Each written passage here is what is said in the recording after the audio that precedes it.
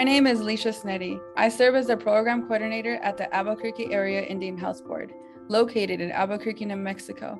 The program partners with several Native communities to address substance use and mental health challenges through culturally and community-grounded interventions. The goal of our programs is to positively impact the health and well-being of our Native communities through the use of quality healthcare services that honor our spiritual and cultural values. The COVID-19 pandemic has exacerbated existing health disparities among many Indigenous communities. The systemic barriers and structural factors that are rooted in colonization continue to generate health inequities among many Indigenous communities at disproportionate rates. The unresolved trauma and adverse living conditions have led to high rates of substance use and negative mental health outcomes in Indigenous communities. Changing the way we look at addiction or overdose is so important to treating the root causes of this issue. We will hear more about this in the next conversation with Haven Wheelock, who led efforts to pass decriminalization legislation in Oregon.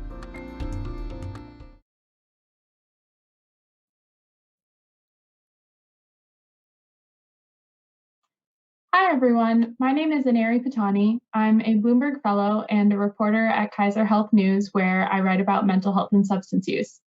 I'm excited to be here today with another Bloomberg Fellow, Haven Wheelock, who led a campaign that resulted in Oregon becoming the first state in the country to decriminalize drugs. Thanks for joining us, Haven. Thanks for having me. I'm excited.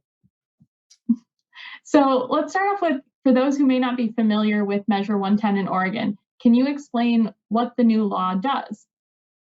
Yeah, it's really exciting. So back in November of last year, feels like forever ago, and also yesterday, Oregon really voted, like the citizens of Oregon really voted to move from a criminal legal approach to substance use and substance use disorders, and really shift gears and really focus on centering a healthcare and public health approach to drugs and drug use. And so the first part of the measure worked to decriminalize small amounts of drug possession for all substances. And then the other part of the law really created this large investment, about $300 million each biennium, using cannabis tax dollars to fund a wide range of services, from harm reduction to long-term recovery supports and everything in between for people who use drugs. So I want to ask you about that, but I also want to remind the audience that we're happy to take questions you have for Haven. So please type those into the chat and we'll try to get to as many of those as we can. But while those are coming in, I get to ask my own questions. So Haven, you mentioned that this law has gotten a lot of notoriety for decriminalization, but it also comes with funding for addiction treatment and harm reduction efforts. Why are those so important? How do these two pieces work together, and why is it important that both are included in the law? I mean, I think independently, they're both so crucial and important, right? Like, we need to move substance use out of a criminal legal frame. And Oregon regularly ranks last in access to mental health and addiction services. And so having this investment in the things that will save lives is really crucial if we want to do that. Our overdose rates in Oregon are increased above the national average between 2019 and 2020. People are dying, and really like doing both simultaneously, because we should be doing both at the same time. But that's not to say that they need to be coupled together in order to be successful. That's just the strategy that we took. I'm pretty sure it also helped with getting people to come out and vote for it. So I think that's important too. Absolutely. And I'm kind of curious, when it comes to the addiction epidemic, many parts of this country are deeply divided over criminal justice approaches and harm reduction approaches. What kind of pushback did you receive during the campaign, and how did you work, or what sort of strategies did you employ to convince both citizens and lawmakers on this issue? I mean, I think it is really complicated. And like, some of our biggest opposition actually were from people who are in recovery, and the criminal legal system was a way that they found their recovery. And those were some of actually the loudest voices in opposition to this measure. And and some DAs. There were some DAs in there too. But in general, like the opposition really, to me, are just like grounded in the status quo, right? Like very few people remember the world before a war on drugs. And so this is the criminal legal approach is the approach that they know. It's the approach that we've invested in the most funding into. And so obviously changing the status quo can be scary. And so in talking to people about like why this is important and why it's important now, it was really important to like frame it in a way that's like, we know that the war on drugs has not worked. Because if it was going to work, it would have worked already, right? We've been doing it for 50 years. It's not working. And it is destroying communities of color.